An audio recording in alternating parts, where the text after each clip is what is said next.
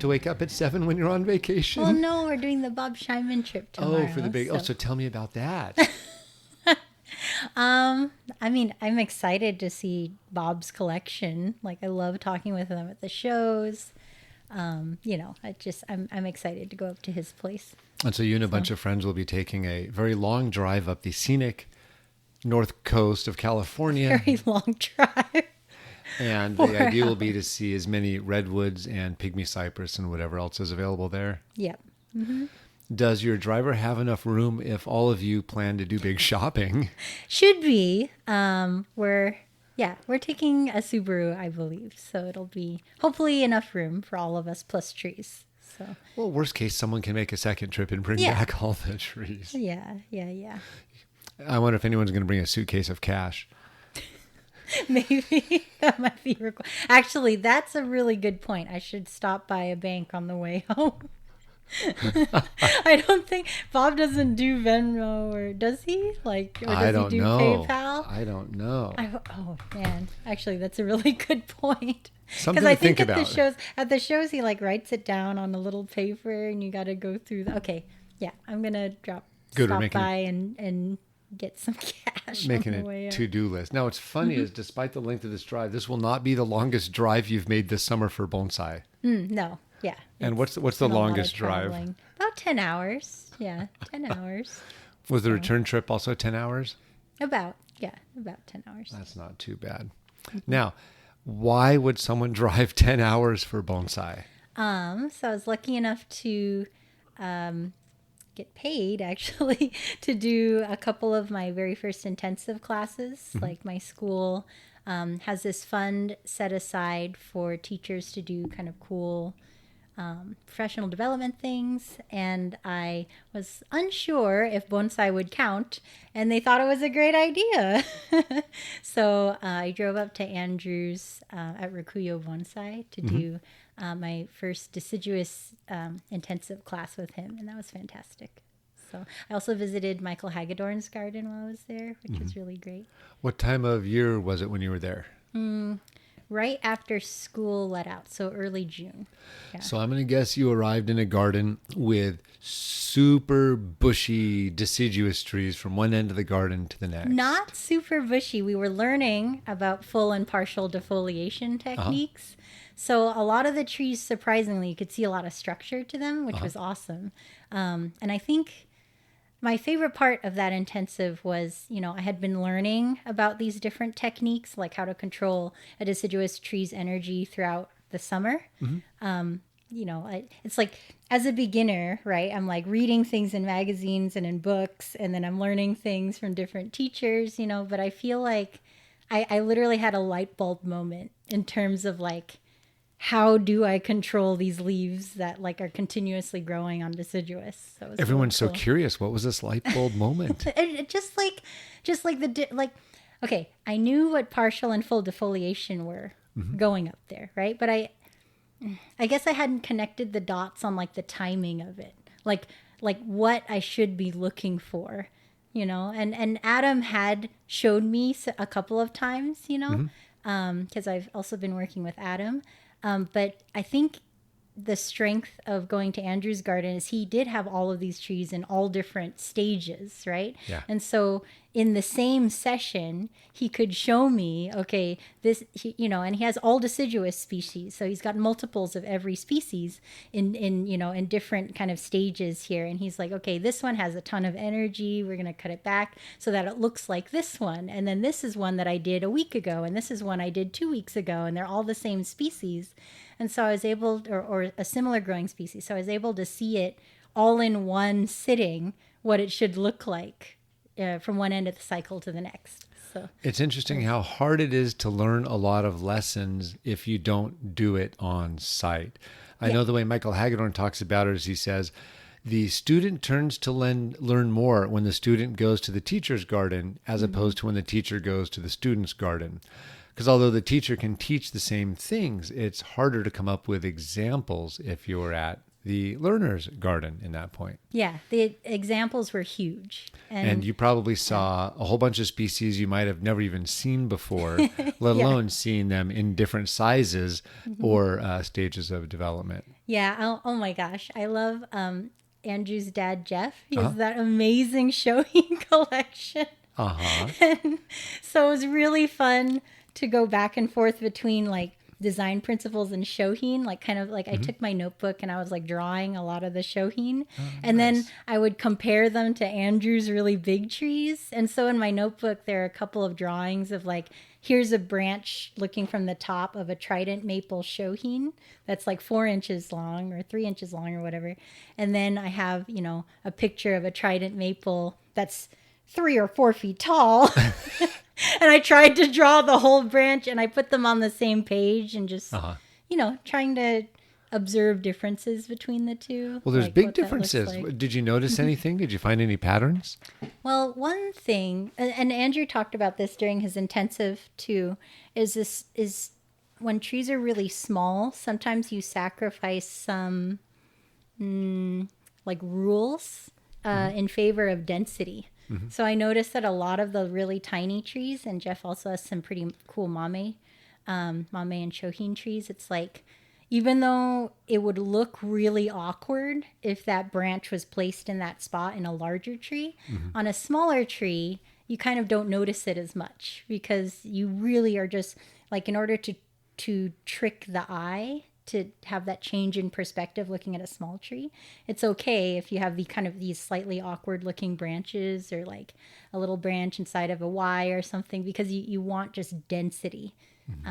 So yeah, and it was cool to see. Why do you want just density? Well, because like the smaller it is, right, the scale changes radically, right? Yeah. You want to like, it's almost like you're tricking, and that's why I love shohin and mame, is because I have this feeling of like Alice in Wonderland falling into a tree because they're so tiny, right? Yeah. It's like you have to put your hands on your knees and kind of like get down close to the tree. And it's like, I always have this feeling of like falling into a little tree to like look at it. And then I like imagining, what if I was a tiny person looking up at this 8-inch tree? And there's like this change, and it's like your perspective of the tree changes a lot because you have to like move your body to fit into that tiny little world, and then it's almost like an imagination space. But then like when I went to Hagedorn's and there were like, do you know the tree that it almost looks like he went into the forest and scooped out like a forest of them? Yes. And it's not hemlocks. In a pot. Yes, the hemlocks. Yes. It's not in a pot. It's like literally like a shovel. Yeah. And those trees are like 6 to 8 feet tall. They're incredibly tall. And that's a totally different feeling because it's like I'm actually in the forest, like being dominated by these trees. It's like the different scales of model railroads where you've got the tiniest ones, you imagine the miniature selves, and your miniature self might be 10 inches tall walking among those big hemlocks. Yeah, it was really cool. And I also liked at his garden, a lot of the trees didn't have a single front. Like you had to walk around them to appreciate them.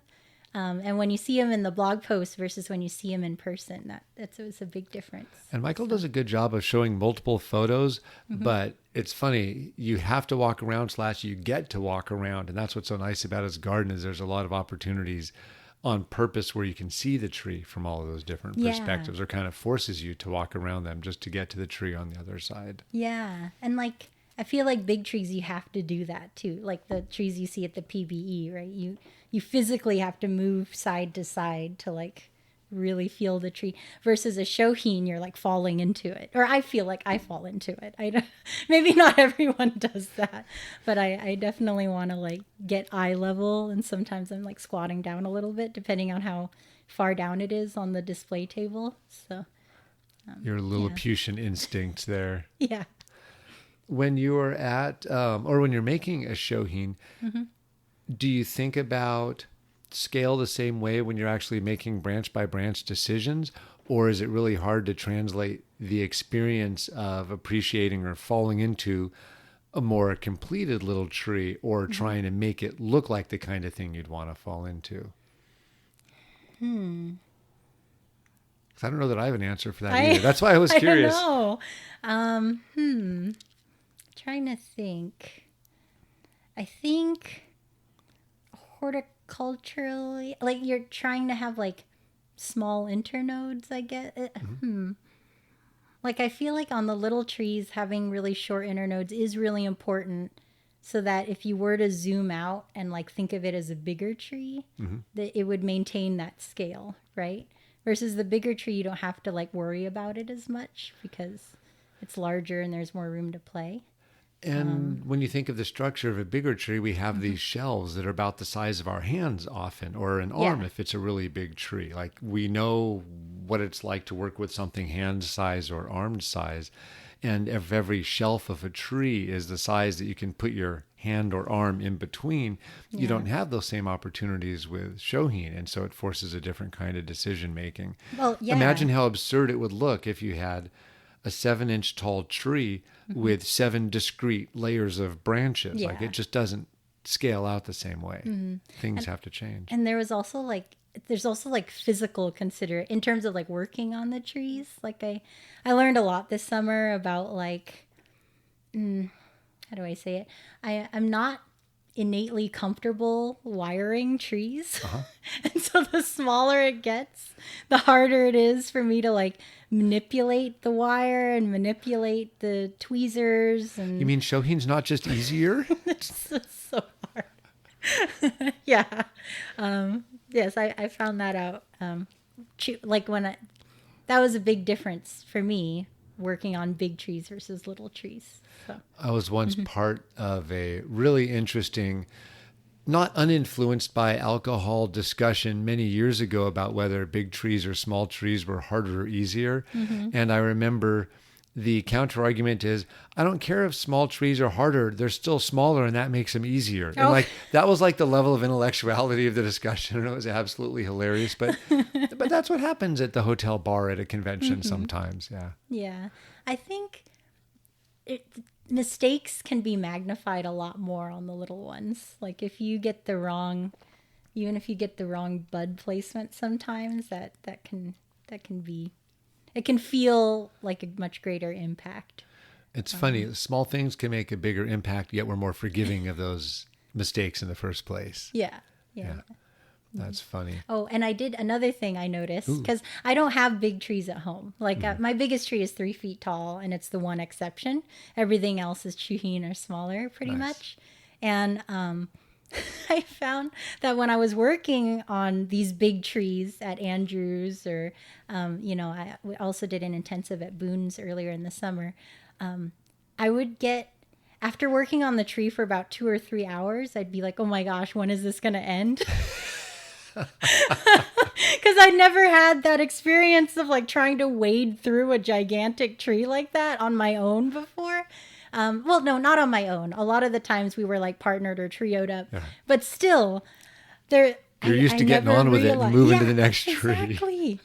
Like I'm used to my trees where I sit down after work for an hour or two and it's done, like it's completely done. Versus these trees, I'm like, oh my gosh, I've been at it for 3 hours with another person. We're still not even halfway through. So that was a new experience too. What were some of the slower tasks you were doing on the big trees? Just a lot of like we were doing mostly partial and full defoliation. So making sure to like get every leaf and like cut it at the appropriate angle, that kind of stuff. Did you do cutback when you did the defoliation at the same time? No, we just. Oh, so you didn't have to do any. Did you do any cutback at all during the class, or was it just the leaf work? Minimally, yeah, pretty minimally, yeah. Not very few structural decisions. So very maintenance focused. Yes, yeah. Learning like when to do this technique versus that technique, and like also thinking about like, okay, you can have a tree where one part is more developed, like further along developmentally than another part. Maybe you'll leave that part. Maybe you'll take more off of that part or take less, right? So those are the types of the decisions. So you don't have to do the whole tree the same from top to bottom. Oh, no. Yeah. Did you do some leaf pruning as well, where you took big leaves and cut them down and made baby leaves out of them? A lot, yeah. And I was actually surprised by how much leaf we were taking off. Like, did you do any coralopsis? No, didn't do Okay. a coralopsis, but I did work on a beach, and that Oh, you where cut those there way were down? beach leaves that were like this big, and it went all the way down, like So from past 6 a inches quarter. long to about Yeah, half an inch. yeah. Yeah, it's interesting how trees respond to those techniques. Some of them, if you Mm-hmm. take the leaf off, it just cries and says, "Okay, I'm just going to do nothing until next year," Mm-hmm. and or dies back. But if you leave the tiniest bit, Mm-hmm. keeps enough resources going. Yeah, Yeah, I don't know of any shortcuts to make that work go faster, yeah, especially for something like beech where the buds are so precious. yeah. No, it was wonderful. Really good experience. Did you fall for any species that you hadn't really had much interaction with before? Definitely. Yeah, I think I mentioned the beach because of that. Like, the Andrew has this copper beech forest, like Yeah. on a rock that I just really thought was amazing. So, okay, I had seen copper beech in the UK when I visited Scotland a couple Yeah. of years ago. And, they have those giant hedges, and there was some lone beech on their own, copper beeches that were just gorgeous, like the deep purple colors. But I hadn't really seen them as bonsai here. Like I saw one copper beech at one of our shows, but I was like, it looks okay. And then I went to Andrews and saw that forest, and it was awesome. And then Jeff, Andrew's dad, actually told me where he collected the seedlings from. And I actually went to see the mother tree. And the mother tree was amazing. Like, I think one of the largest beeches I'd ever seen. It was in a church, like a church front yard, basically. Nice. It was amazing. Like, it would take 4 people with their arms completely outstretched to encircle the trunk of this tree. And so he actually had another little copper beech forest for sale, and I ended up bringing it home. So I was like, I went out to see the matriarch. Of course, I had to bring back some of her babies. So it was pretty cool. Of course. Well, don't ask Bob to show you the matriarch of the redwoods tomorrow. Oh my Yeah. goodness. Wow. It's funny. There a lot of species just don't work as well at every scale. Some Yeah. bonsai can make great shohin or mame. You don't see a lot of mame beech. No, not a lot. No. Well, that sounds really fun. So did you like the feeling of trees that took forever to get over, or or did it make you really glad to come home to smaller trees? Made me glad to come home to small trees. I was like, I really love looking at big trees. I love working on big trees with other people. But I don't think I could ever have one that I work on by myself, because I would either just keep kicking the can down the road, or I would get upset every time I have to move it. So What species is your one big tree? it's a redwood. Oh, okay. Yeah, it's a bit my One of the most labor intensive of all species. It is. By itself, that tree does take up a lot of my time. But I love that tree. So that tree, Okay. I got Steve Owaki collected it, and I would take classes at his place, and it was always sitting next to the students, and just kind of like, what is it, like a siren calling for me every time I came over. And then finally, I taught an online class, and the payout was the same as the tree. So it check didn't even hit the bank. It just went straight to the tree. The universe was speaking to you, and you listened. It was a short class, and I was like, perfect. Just this is.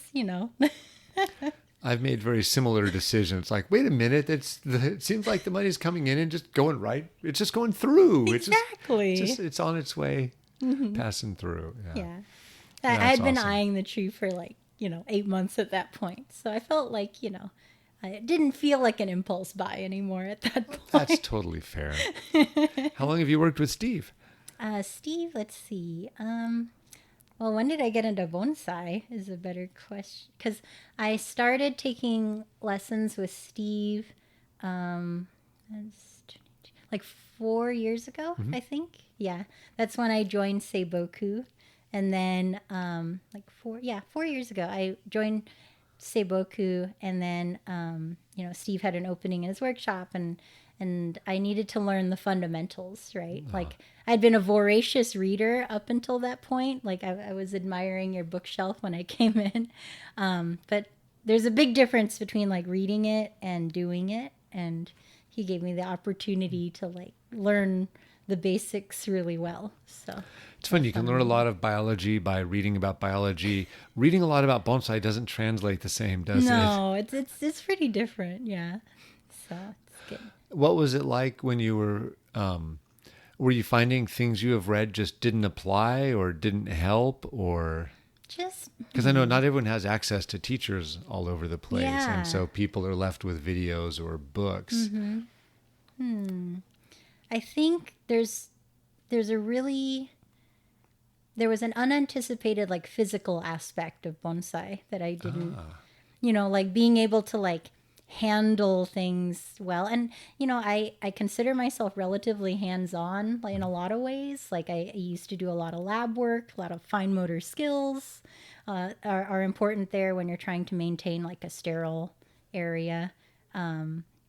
I used to do a lot of clay sculpture when I was younger. Like I thought I was hands-on, okay? And then I get to these bonsai and it's like trying to manipulate the wire, trying to like hold tools in a way that doesn't strain my hands, trying to like move the trees around in a way that doesn't damage them, but is also like not physically taxing, right? These are all things that I couldn't learn from a book, right? Yeah. You can learn the technique, but like you don't know how to hold the scissors as well. And you can see it in a video. And then it's like, okay, I understand that's how you would decandle something. But then you get to a tree and none of the candles look like they're supposed to. Like none of them look like they do in the diagram. Right. They're all like weird because they're like, well, not weird. They're just like, there's a lot of variation to it. Yeah. And so like being able to not only recognize how it's different from the diagram, but also how to like physically move my hands in a way that accomplishes the task was surprisingly difficult.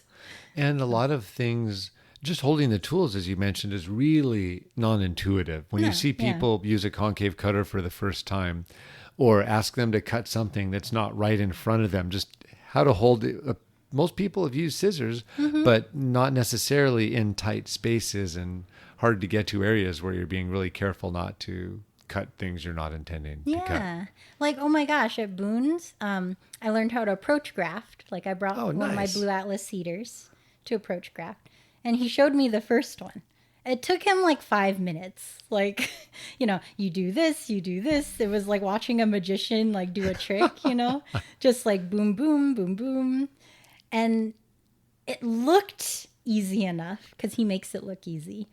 And then it took me like 20 minutes to just like manipulate the branch. And I cut the I didn't cut the slot into the trunk long enough or deep enough, and then I made it too deep and too long. It just was this whole like comedy of errors, and like half of it was like a hammer. I thought I knew how to use a hammer.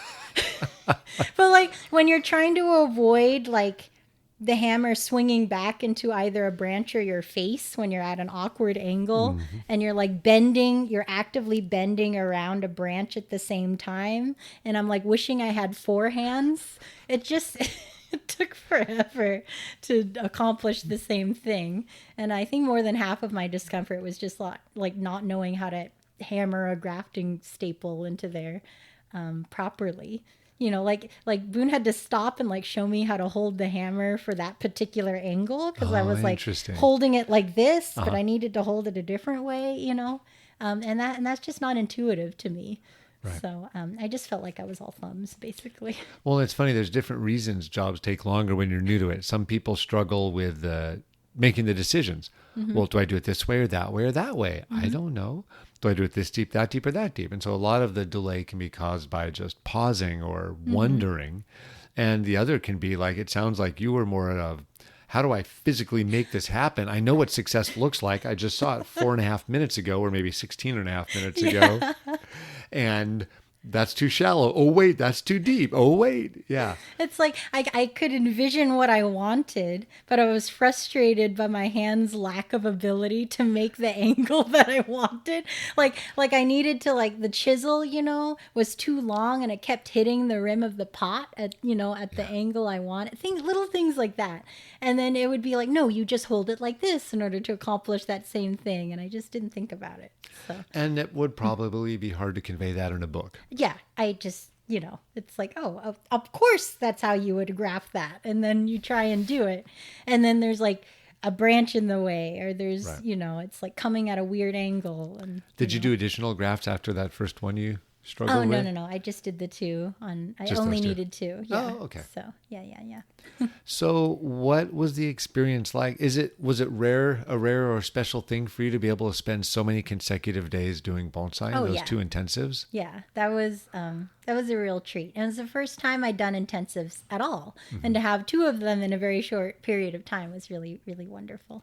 So Did it whet your appetite for more bonsai, or did you need a break after all that? that's a good question because, we, like, when we're can idly talk like, oh, it would be cool to do like a short bonsai stint somewhere else, like somewhere exotic, like Japan or another country, or, to like, and then after the 2 intensives back to back, I was like, maybe I don't have what it takes to do this all the time.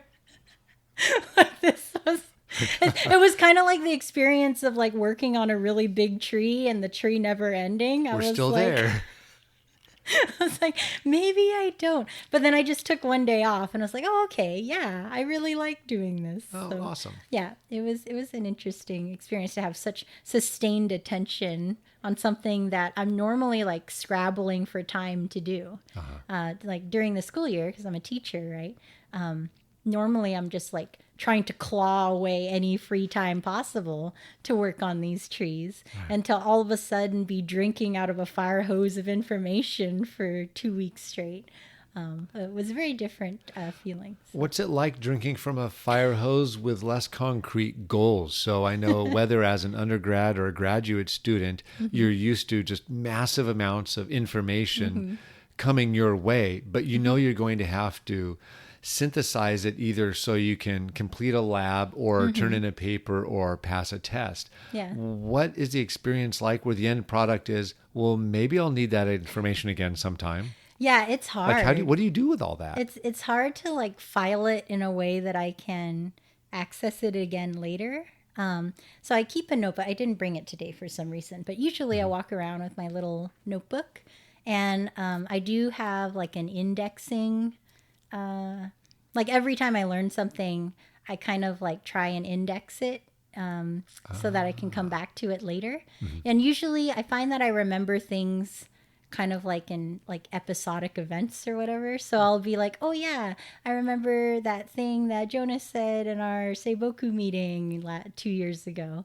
And then I can go into the index and find it and be like, oh yeah, that's what I wanted to remember. So I tried to do that. And then in the index, not only do I put, I put the page number, I put who taught it, and, if it, in this case, Boone's Intensive or through days, whatever. And then I'll put a few keywords, like, I learned about lots of different ways to decandle, and, wiring was important. and so I'll put like bullet point a few keywords so that I can go back to my index and like kind of remember it. So that's how I try to organize it. It's not always successful. Sometimes I look back at my notebooks and it's like, oh, I did learn that. It was just, I just didn't absorb it properly. Well, that's an awkward thing about bonsai is if you don't need the information when you receive it, it's almost a form of not edutainment, but yeah, educational entertainment. Whereas if you have a tree that needs grafting, you're going to really focus on paying attention to grafting related information. But someone might give you perfectly good information, but if you don't need it for a couple of years, you might have been better off not even hearing it. Yeah, exactly. It's hard to like be like, oh yeah, I did read about that when it becomes pertinent later on. You almost have to like go back into your note, or I go back into my notes and try to find it, or but the key is remembering that it was important at some point. Like, and I think that's why it's at some level, someone might argue it's meaningless to learn bonsai outside of sitting in front of a tree that you're working on. Because if there's no context or rationale for why you're learning something, it's just an exercise of testing your memory. Yeah. And even then, way, yeah. that's the equivalent of reading a book, because unless you're touching the tools and applying the techniques, you may not know what physical challenges are going to come up when the rubber hits the road in those cases. I mean, actually, this reminds me of something you said a while ago. It was like to buy trees, like if there's a particular technique that you want to practice, to buy a tree to do that. And that's why I bought one of the trees, or not one, but several of my trees was like, okay, I'm not really super amped up about this particular tree, but I do want to really learn primary and secondary wiring. So that's why I have some of those trees. They're just literally to get better at a certain part or technique. Have you given that a chance yet?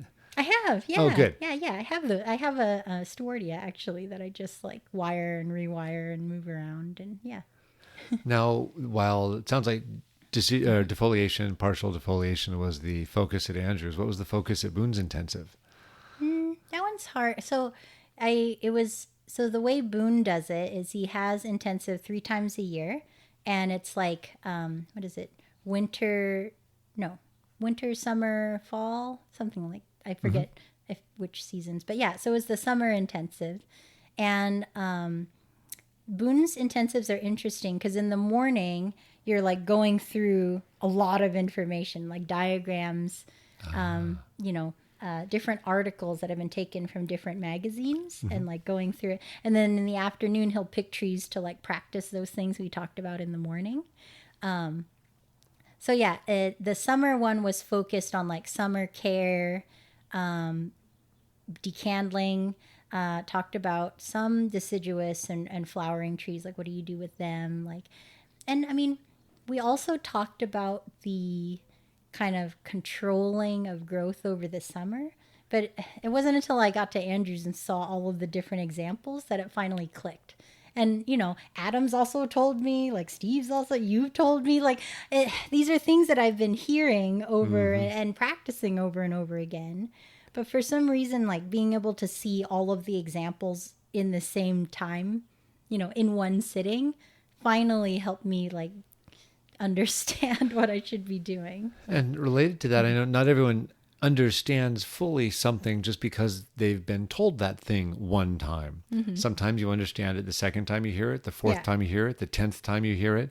Sometimes 3 different people might tell you the exact same thing, but for whatever reason, you hear it the 4th time and it sticks and clicks. Yeah. Maybe they said it differently. Maybe you were finally ready to accept that information because it had become relevant in the meantime. Yeah. Or the residue of those previous attempts had kind of taken hold at some point. So I think everyone equally had a part to play in me understanding that part of summer care. So did you do much wiring focus at Boone's? I did.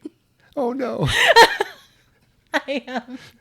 So I've taken a few. I've had a few wiring corrections aimed my way in Boone workshops. Did you have the same experience? Many. Were you able to pick yourself up afterwards and try again? I was able to scrape myself up off the floor and try again multiple times. And it's just wiring. Speaking of physical limitations, I have found myself to have. It's a really tough skill. And I think a lot of the times when I've applied wire before and with other teachers is like, I would get close enough. I'd put the wire on and it would hold the branch where we wanted the branch to be held, and it was good. It was like, oh, it's good enough. And it's coming off very soon anyway. And again, most of my trees are deciduous, so that is true. Like most of the wire comes off pretty quickly. It's not going to be on there forever. Yeah. And I do remember Dan Robinson's book, like Gnarly Trees. He's very adamant that wire is it is a temporary training aid. Don't worry about it, And I don't know how much of that I walked in there with, but I definitely walked out with a different perspective on wiring.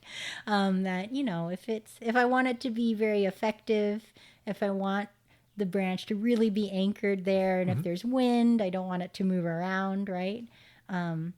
Learning how to apply wire correctly is a really important skill. Did you find yourself watching how other people were wiring things? Oh yeah, I did a lot of like peeking over people's shoulders trying to understand it. I did a lot of like comparing my wiring with what we were shown in the diagrams. At one point, Boone got a little frustrated and was like wiring in front of me, like trying to get me to like, you know, actually see how his hand was moving in order. Yeah, you know, it's I have a long way to go in that respect. When you close your eyes, do you see figure 15? Figure 15 and 7A, I think, were the two that I was not good at. So Yeah, in jokes for anyone who's ever studied wiring with Boone. We'll just leave it at that. What did you notice when you were watching other people wiring? it's just like the movement of the wrist and the finger, right? Because I was applying wire too tightly. Yeah. You know, and it was a really hard habit to break. Like trying to imagine, and then, you know, at Shohin's seminar, right? Yeah. I watched Daisaku wire a lot, Yeah. and how he would like bend the branch in anticipation of wiring. Yeah. You know, so I had been doing that for a while since February, trying to bend the branch in like wire. And so it's just like I got 10 fingers, and I'm trying to remember what I'm supposed to be doing with all of them at the same time. And I will say that since Boone's workshop, I have been, you know, trying to be as perfectionist as possible about wiring, to the point where sometimes I forget to breathe when I'm wiring. So it's like, so now I have to remember to breathe while I'm trying to move it around. I have that same problem. Yeah. So. It's once in a while if I'm doing really technical work and my eyes aren't focusing well that day, or the distance between me and the branch don't work with the glasses, and then you realize you're in some horrible position and you haven't breathed in like several minutes, let alone blinked. And you're like, okay, wait a minute. I'm in a room alone with a small tree.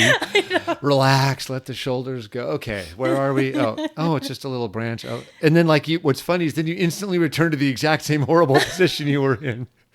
Because you've got maybe a plier in one hand and a tweezer in the other hand, and it's hard to get to the branch you're working on, for instance. And yeah, sometimes it's tricky. Mm-hmm. And it's stressful, like, you know, just trying to like relax and just put it on there.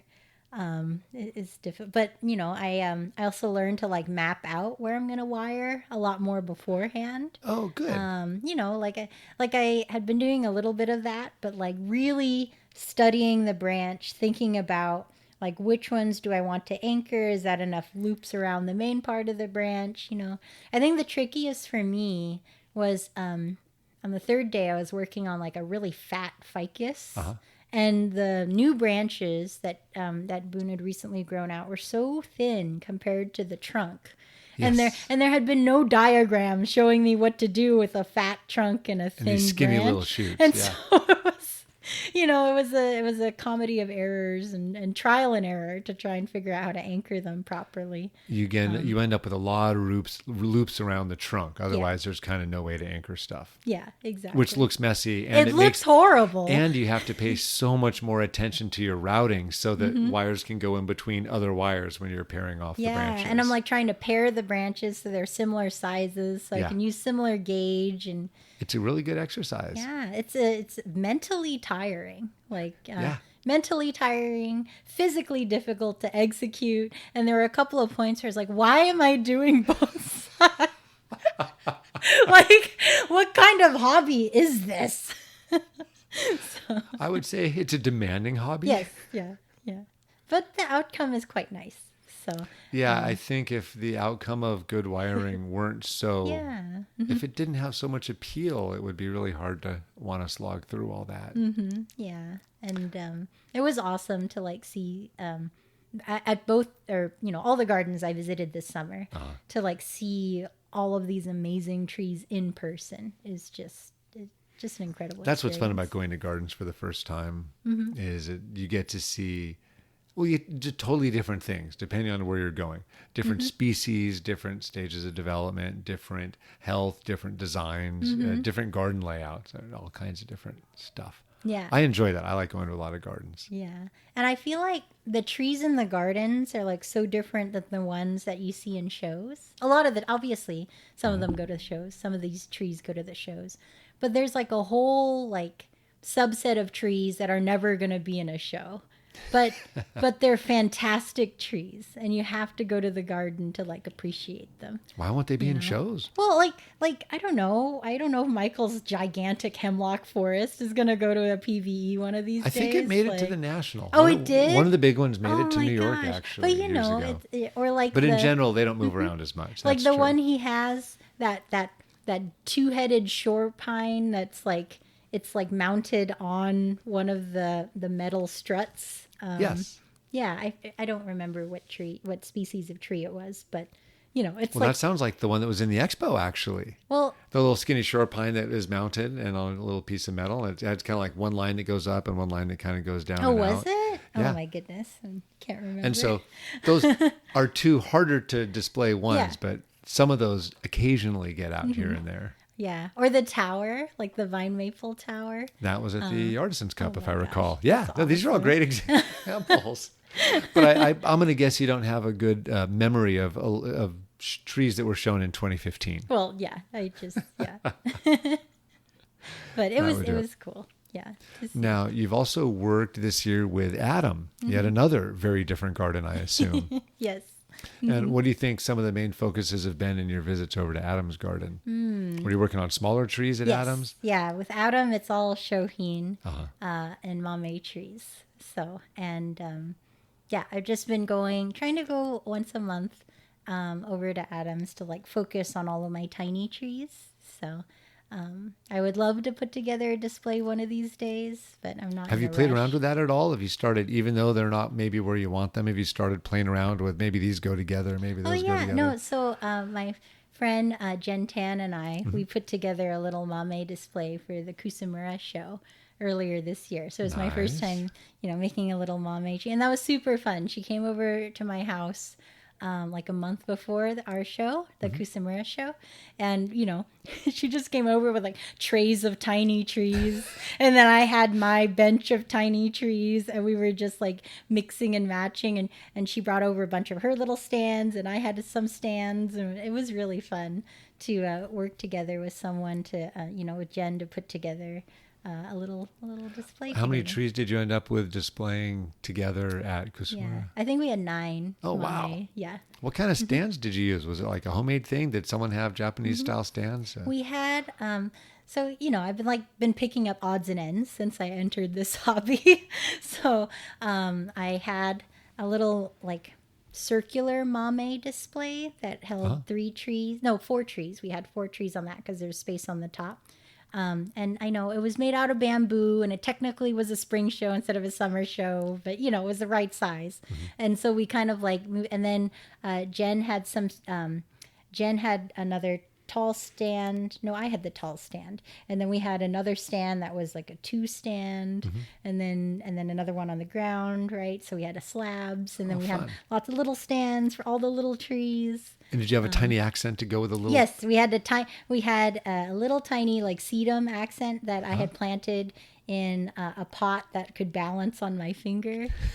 Nice. So it was really fun That to sounds put awesome. it all together. Yeah. You going to do that again next year? Hopefully, yeah. Hopefully shohin.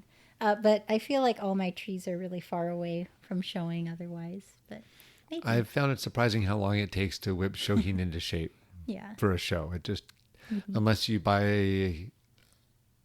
a good progress towards the final result, you kind of have to earn every last step and take it. So that means the wiring and or pruning and or growing them to get to where you want. You can't typically just take what you've got and bend it into place and it'll magically work out. Yeah. And I think part of my strategy too is because I work so much during the school year is I have, most of my trees are in big training pots, like to accelerate their growth so that I can, the more vigorous they are, then the more, options you have and that kind of stuff. So, and a lot of my trees I got, at budget so that they need to thicken up a little bit, right? So I've got like I was really inspired by Andrew's sacrifice branches. And I've been learning about sacrifice branches from you as well with black pine and kind of applying that to all of my trees. So I have a lot of sacrifice branches. And, with all the trees in big training pots or in boxes, I hope that they develop more quickly that way. It also makes it easier to water, honestly, because during the school year, I'm so busy that I can water once a day and that's it. So, is that morning or evening? Usually afternoon. Yeah. Yeah. So, usually out the door by 6 and then I'm back by 4. So, but then I'm tired.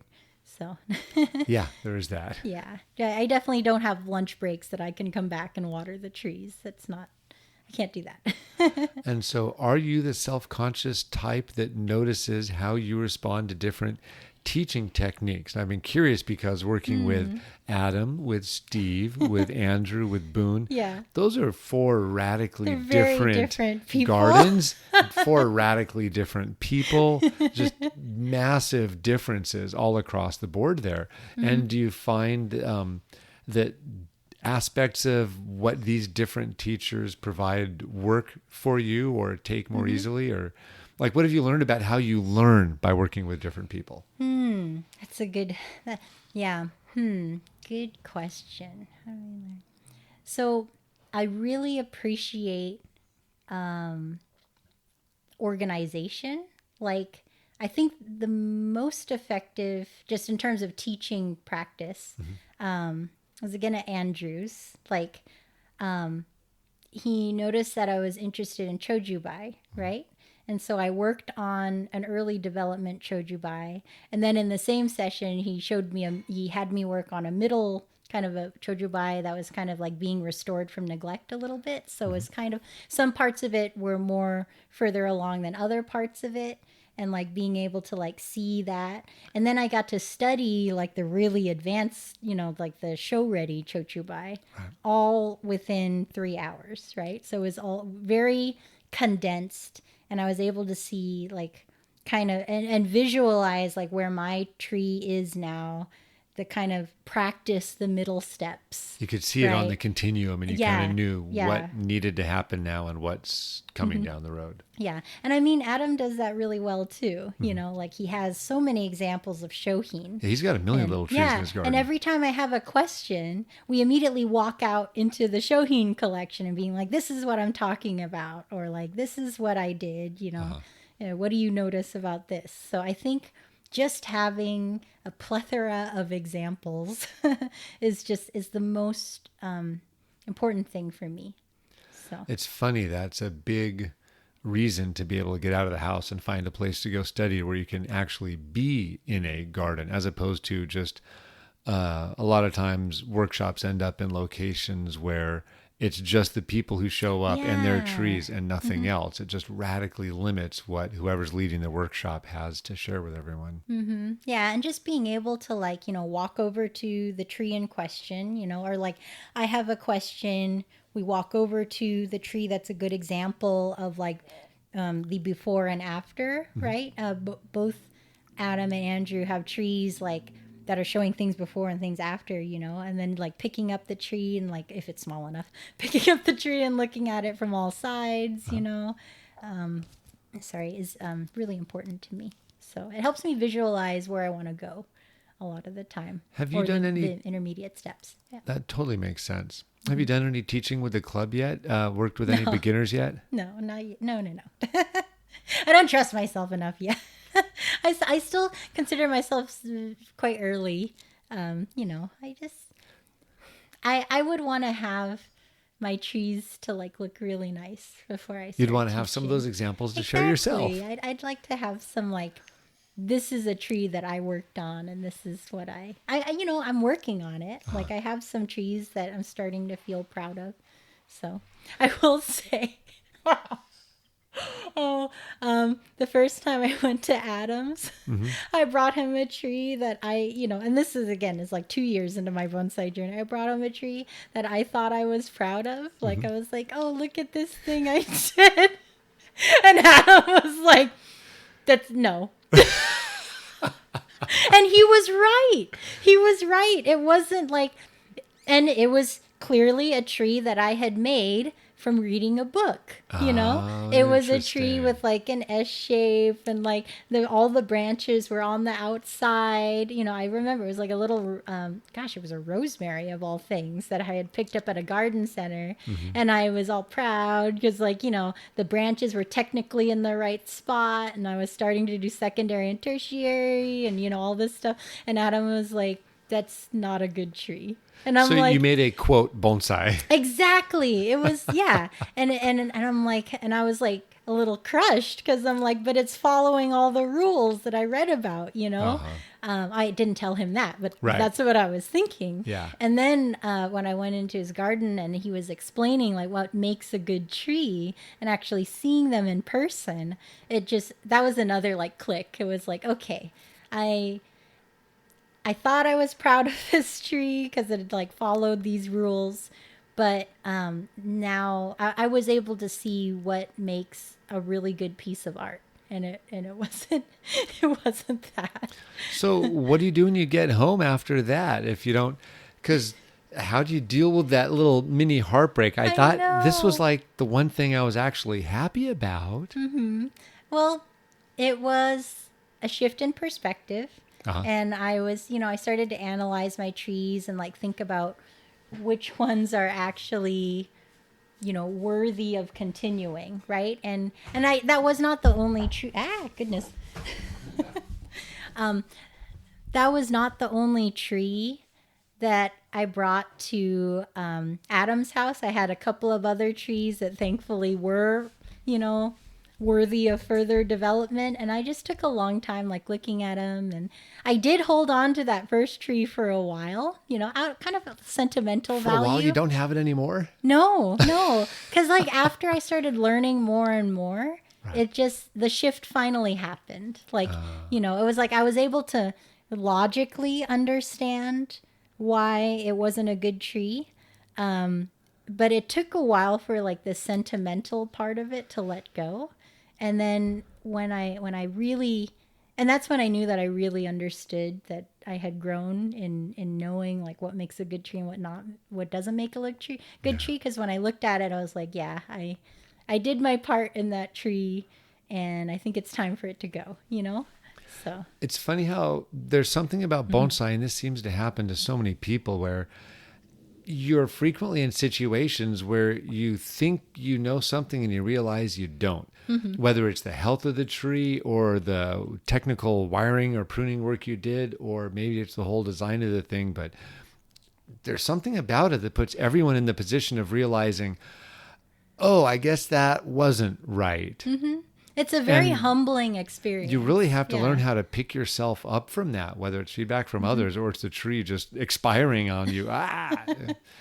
You have to be open-minded, like, which is something I really deeply appreciate about it, right? It's Yeah, like, because it kind of forces it.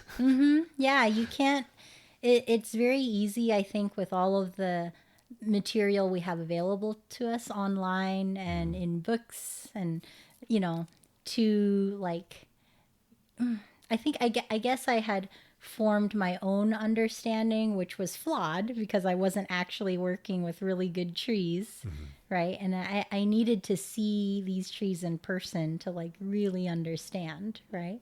But yeah, that was a hard tree to let go of. It was a hard mindset to let go of. I don't know. interesting. I'm having a hard time. Have you missed that or any other trees since they've exited the No, garden? once they leave, it's almost like a relief. It's like, Oh, good. yeah. I haven't let go of any tree, and there's been a few trees that have been borderline, right? Like I think but I'm like, I've had to be very honest with myself about the time that I do have, especially during the school year. Yeah. Like it's easy for me to feel like during the summers when I have these weeks off that I have all of this time and energy to do things. But then repotting season comes around, and it's the worst time of the school year for me because it's like, the halfway through the year, I teach juniors and seniors, and the seniors need their first semester grades a lot. It's a very, very, it's an unforgiving time. No, it is not. It is not a time to be spending time on one side as much. So yeah, understandable. Yeah. Mm-hmm. Now I know your club Seiboku just had a show recently, and that you've been to some other shows. Do you find you're able to study trees in shows, or do you just kind of enjoy trees when you see them in shows? I draw trees. Yeah. Oh, you draw them. Oh, nice. So yeah, when I see a nice tree or something that I feel like I can learn something from that tree, I'll just sit down and draw it. Spend an hour or two with a. Did you draw any of the trees at this year's Seiboku show? Mm-hmm. Oh, which ones? Oh no. Gosh. Sorry, I'm having a brain blank. But yes, it was the tree right in front, and he also did the demos for us. The big juniper. Yes, the big juniper right in the front. Right, the very first tree, right when you walk in. Exactly. Mm-hmm. Yeah. Oh, that's fun. Yeah, that's a big tree. It was amazing. So that's good. Mm-hmm. What do you think you get out of the drawing of these things? It just really helps me focus. Because I feel like when I'm just looking at a tree, I tend to focus on different parts of the tree. Mm-hmm. But when I draw, it forces me to focus on all of the tree in sequence, if that makes sense. Where does this branch come from? Exactly. How is it attached? That literally, I was at Sam's garden, right? And I was drawing. No. I was at a San Francisco bonsai club meeting, and Sam had brought that tree that he showed at the PBE, the one that is straight up, but then all of the branches and the top, they all come from one spot in the back, but it's not very apparent until you really look at the tree. You trace them all back to the source. Exactly. And so he had brought it to the meeting because he was presenting that night, and I was like, oh, cool tree, I'll draw it. And then I literally had this moment when I was drawing it where it's like, wait, all of these point back to the same spot. That's so weird. The one comes in, there's one that wraps around from the right, one that, wraps around to the left, and the other one goes up to make the apex. And I was like, wait. And there have been, there was a tree at Andrew's garden, one of the shohin that Jeff has. And it's on first glance, it looks like a fantastic little trident maple, right? It's all the taper is beautiful, right? And it looks great. And then I started drawing it. And then I was like, what the heck? Where's this branch going? Because it looks fine. But then when you draw it, one of the branches literally was like a backwards U shape and kind of curled back in on itself. Yep. And then another branch, I didn't realize there was a whole gap missing in this tree, and they had solved it by wrapping another branch from the left all the way around to the right. And then I was giggling when I showed it to Jeff, and he was like, oh yeah, I just bought that tree, it's got some weird did you see that branch? I was like, yeah, I saw that branch. It took me a while to see it. So a few shortcuts. Yeah, exactly. And again, if you were just to glance at that tree, it would look like a perfect miniaturized trident, but then you get closer and you're like, oh dear. There's some things that really tricked me. Have you been able to put some of that knowledge back into use? You've been able to learn how things are built when reverse engineering, but have you ever faced a piece of raw stuff and been able to come up with a more creative solution because you've done these kind of things? Do you think you're actually closing the circle? I think so. And it's hard because it's slow. Right? Yeah. It's not direct. No. Your trees are going to look different than these trees. Mm-hmm. Yeah. It's I can, I have some fun trees at home that I haven't shown anyone. Because the secret collection. Maybe out of shame. I don't want to show people what I'm experimenting with. But yes, I have some trees that I'm just, playing around with. See if it works. And if it doesn't, that's totally fine. It was just my tree. Well, I know I'm curious. I know that bonsai is not the first serious hobby for you. You've done a number of different things with plants or animals over the years. Oh, And yeah. have you found any commonalities or ways in which lessons you've learned from some of these other Oh, hobbies yeah. have informed your approach to learning a new one? Yeah. So, just some of the hobbies, right? I grow a lot of carnivorous plants, Mm-hmm. like tropical pitcher plants, but a lot of carnivorous plants. I used to be in the International Betta Congress. I became a judge and like used to breed betta fish. So yeah, fish genetics, carnivorous plants, all that. And I would say the commonality between all of these different hobbies is that people are very, very passionate. And so passionate that it's always interesting to navigate all of the different personalities that are attracted to these like really niche hobbies. Yeah. That was another thing I loved from this summer is Oh. we have so many hobbyists here in the Bay Area, but I got to hang out with people from, the Midwest, from Madison, from the Carolinas, from LA, which is a totally different bonsai scene, got to hang out with people. Got to, learn a lot about BSOP because everybody else in Andrew's Intensive was from BSOP. But yeah, I think all of these different hobbies form very close knit communities that are just really fun to navigate. Do the betta or these pitcher plant communities, are there often that kind of warring tribes phenomenon where maybe multiple groups Yes. grow the exact same things, but they have either completely different approaches or they're trying to get very opposing things out of it, Oh, essentially? yeah, all the time. All the time. And the different camps are always recruiting, Oh, they're always. interesting. Have you found Yeah. any of that in bonsai or not? Um, I don't think I have been exposed to it enough. I think I'm still learning my place in all of this. And so, Apparently, your place is in every other workshop on the West Coast. I know. I think I really do like learning from many different teachers. But I do think it might be time to like kind of like I don't know, like my strategy with having so many different teachers has been like I won't bring the same tree to different teachers. I'll like only bring certain trees to a specific teacher, like my Shohin trees go to Adam, for example. And then when I was doing the intensives, I maybe brought one tree that I'd never like brought to anybody else. So, Right. but yeah, it's It's funny. I think the community's been really good at imparting that one piece of advice to everyone. But I think the completely unintended consequences that now every other person I know has a garden. Well, that's so and so, and that goes to that person, that goes to that person. And everyone is having the exact same problems learning because either they get no consistency across the approach for the garden, and or they don't know how to water, and or they don't know how to fertilize, or worst case, they have to code switch and they have to do some kinds of behaviors in one garden and then other kinds of behaviors in the other garden. yeah. And so I just hadn't seen that for 25 years. I've been seeing that a lot in just very recent years. Yeah. Because there are so many fun options up and down the West I Coast know, for where and- you can study. and it is Totally really different fun. gardens. Yeah. And there's a lot of great things you can say about all of them. Like there's just such cool, fun places. And then different communities that go to those gardens on top of that. Yeah. It's just I don't know. I find it really fun to go to a lot of different teachers. So, but there is also the advice that you should only have one, right? And then you can branch out from there. I don't know.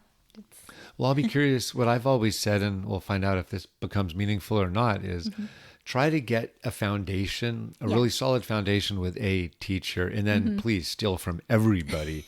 And so instead, what's happening is every other person I bump into is getting a foundation from everyone. And so I'm really curious how that's going to shake down. I feel like we're in the middle of that grand experiment right now, and then I'll find out if I have to revise that approach. yeah. I just know in the yeah. past it was really hard to find people who succeeded with a little bit of this and a little bit of that. Yeah. Well, I mean, I will say like I felt ready.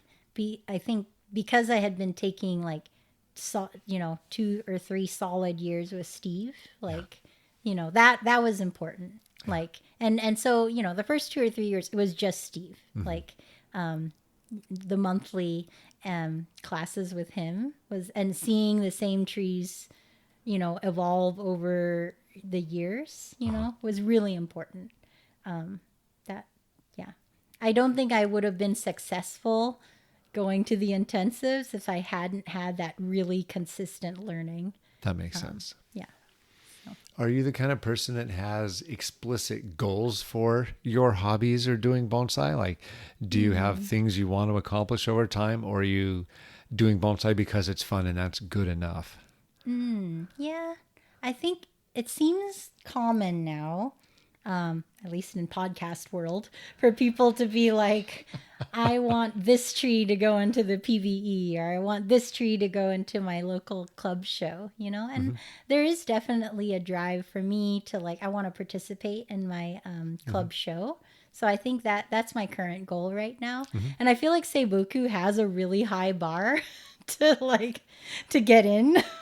Well, that's a fun example because for the local club show next door, you happen to have half a dozen or a dozen people with probably a combined 300 years experience. Yeah. Like it's a high bar, you know, like, geez. But I would like to have like a nice, I think my ultimate goal, if we're talking about goals, right? My ultimate bonsai goal would be to have a shohin display I'm really proud of. Oh, like nice. a full shohin display, which, you know, what is that? 6 trees, 7 trees. Like that's a lot of trees all, you know, in different containers and at their peak, right? That would be my goal.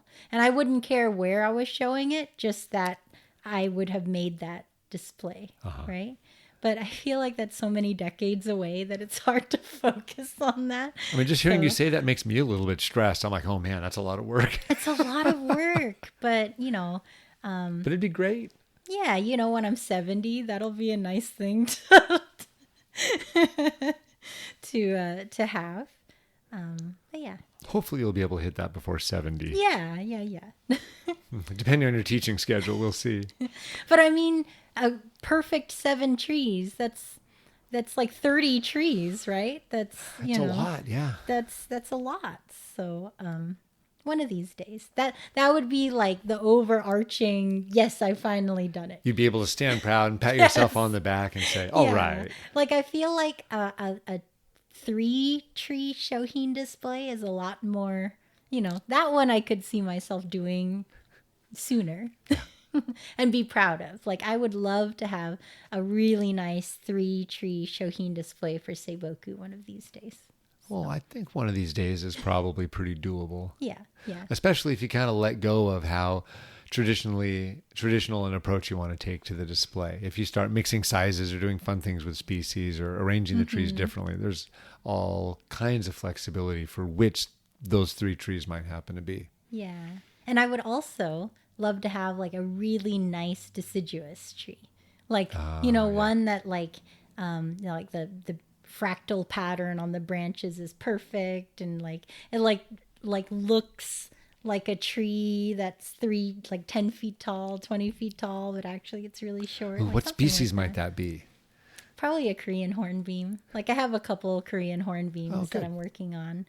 Are you still building the trunks, or are you focusing on the branches yet for the hornbeams? Oh, trunks for sure.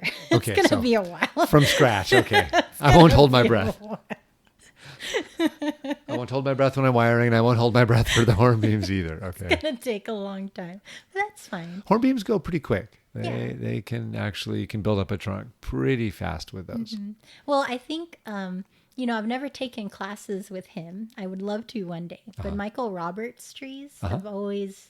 Just like every time I see them, they're amazing. He does fantastic work. Yeah, I would like to have built a tree like he did, you know? Well, you've done a day's drive north. You can take a day's drive south. And yeah, I have not done, I went to the Huntington Garden. Some friends and I went down to LA for like a foodie trip. And I managed to get away one morning to the Huntington Garden and check out bonsai trees. While everyone else is like kind of relaxing. And that was awesome. Yeah, very different, huh? Yeah. Yeah. Yeah, it's a really cool collection down there. Yeah, I actually got to see one of Steve Iwaki's dad's trees is on display there right now. Oh, which one's that? Do you remember? It's a really big oak with kind of like, it almost looks like it has two legs because because of how the trunk has kind of rotted out, but it looks really cool. It's got like some impressive like age and movement to I'm going it. to go out of my way to look for that one next time. So Ted Iwaki. So his trees are, one of them's on display right now. So. It's funny. I don't always see the display trees because I'm always in the back area when I'm there. So Yeah. this trip, I actually didn't even make it to this display area. So I only saw the trees that were in the back. Well, I did get to go into the back too. Oh, good. Yeah. Good. So, because I met Daniel at Daniel Deep House at Bonsai Rendezvous last year. So it was wonderful. I that's really enjoyed the fantastic. opportunity to go back there. Yeah, there's a ton of trees back there, huh? So many. He's got a big job. So many trees. But it was pretty awesome. Yeah, it's pretty great. Yeah, I always enjoyed going down there. Super fun crowd. And just there's a lot of trees down there. Yeah. Well, I'm so curious. After this summer of all of this bonsai indulgence, how are you mentally preparing to go back? I know you're excited to get back to students again, but what happened? What does it look like for you when bonsai is on, if not the back burner, then at least not in the fore? I mean, I come home and again, this is why I like small trees. I can like just get a tree and just like play with it for an hour, and that's my wind down. That's how I like transition. Before you re-engage with society or other people. Exactly. Like during the day, it's like decision fatigue, a million things going on. Yeah. And then I go home and I go straight to the backyard and I just kind of like water and quietly transition from one to the next. And then if you have to talk to other people again, like you might be able to muster up the energy to do that after you've had that downtime. Exactly. Yeah. So Nice. It's not like I'm completely, it's actually really valuable to me to carve out that time. But like repotting season, for example, that is brutal. It's so hard because it's dark by the time I get home. That's right. And I leave before the sun comes out. Well, at least the So, small trees, you can work on them in different places. Do you have a good garage or a space outside to work on trees? I have like a covered area that we good. put lights. So, but it's a little depressing to like, when I'm watering trees, I'm always doing it with a headlamp. Like, it's like, so that's a hard stretch there. Yeah. That's the saddest part of the year for me. Do you have so many trees that repotting season just drags on and on? Not on and on. I'm able to get it done in a reasonable amount of time. But yeah, it's and that's where I really figure out which trees I actually want to keep. Because if I don't have the strength to do it, If you don't get around to repotting them, that's a sign. That's a sign that I need to get It's going rid into of the them. club sale or the auction. Then I mark it like, oh well, this is not the tree for me if I can't get to it. Oh, that's smart. Yeah. Have you been tempted yet to put pictures of your trees online? I have. I actually really, it is a goal of mine to have like a little bonsai blog, but I still haven't done it. Do you do social media bonsai yet, or do you leave that to the other hobbies right now? Yeah, I mean, I barely post on my carnivorous plant one anymore, so I don't know. It's really not that appealing to me to have an Instagram account right now, but I don't know. It's just another kind of activity. The things that are fun about bonsai are very different than the things about sharing digital images of things that you make. They're just very different things. Yeah. So maybe one of these days. I would really like, when I was doing my betta breeding, I have a very it's like, I don't want to take it down because I put so much effort into it. But when I was breeding fish, right, I have whole pedigree trees that are online. And it was just my primary way of documenting how the genetics were playing out from generation to generation, like lots of pictures, always mom and dad, and then all of the babies, all the progeny, all my observations, the different techniques I was using for the different spawns, right? Mm-hmm. There's different ways to grow the fish up. And just, So if you look on that website, like even though I don't breed fish anymore, it was like so much work to put together, and now I'm just I know people still visit it occasionally, but you know it's like, man, do I want to put in all that effort for the bonsai again, you know? And then the Nepenthes, I have also made a website for them, you know, all of the different species that I have. You know, I was taking notes of all the different growing conditions. I had the different hybrids, and you know, haven't updated that in years.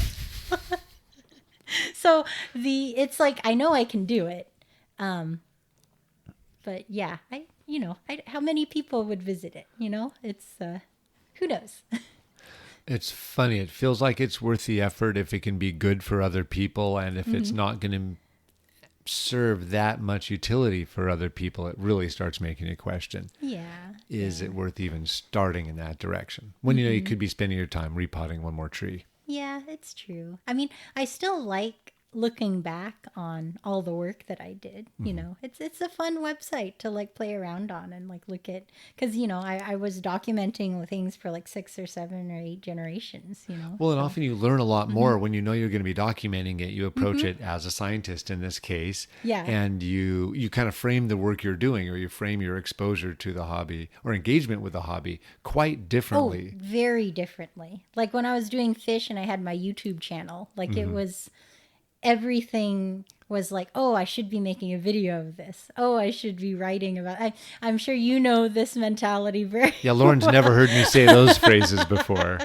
And then versus if I just keep bonsai like a personal hobby, there's a lot more freedom to it because I can just like grab a tree and do whatever I want with it, and I'm not thinking about how it's going to look like for the rest of the world.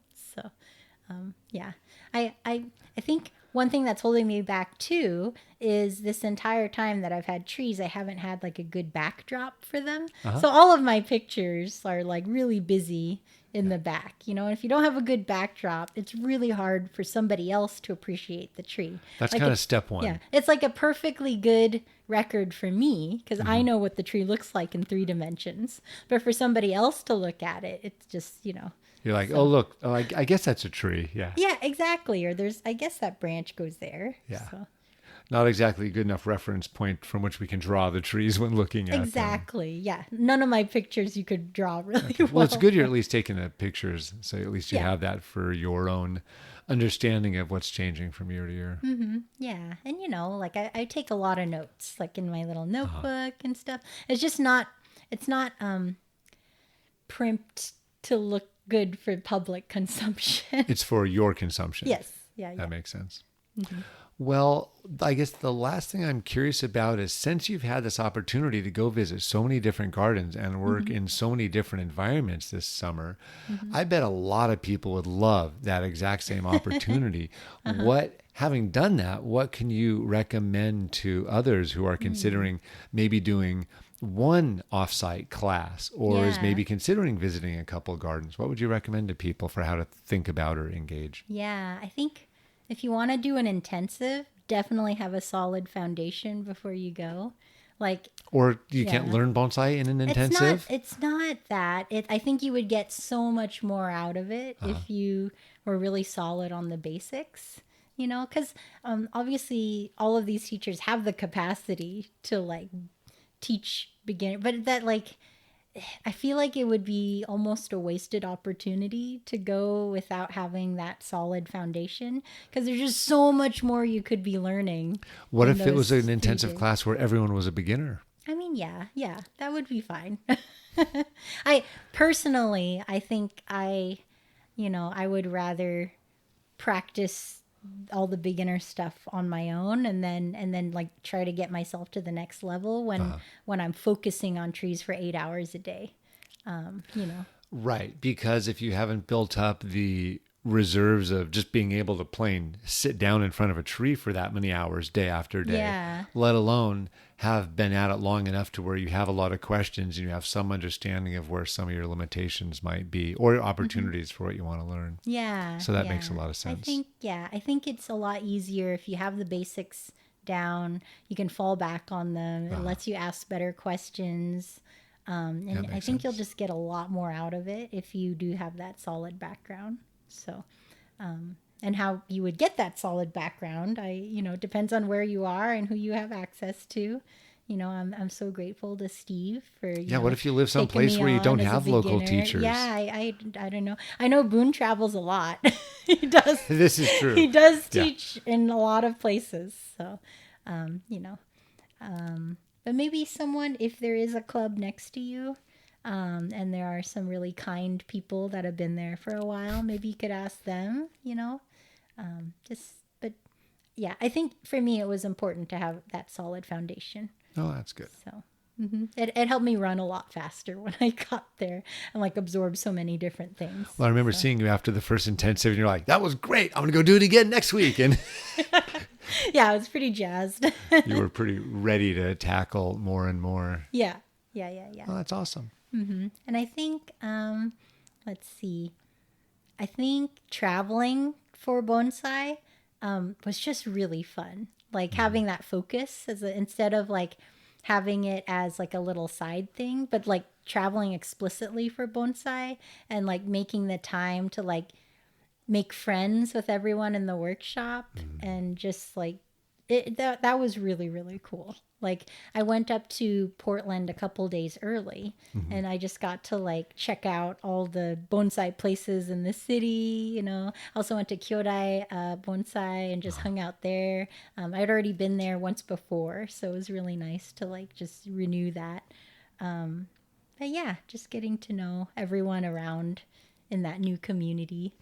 So the next time you're in the area or the next time there's a big event, you'll just know that many more people from all over. Exactly. Yeah. It's building this community, this larger community of people to draw on. And, now I have friends that I can visit when I go to LA. It's great.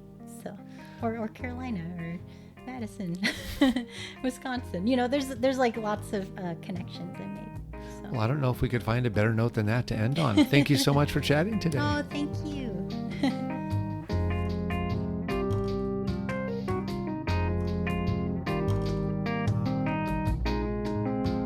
The music on today's podcast was brought to you by the fine folks at Blue Dot Sessions. Check them out at www.sessions.blue.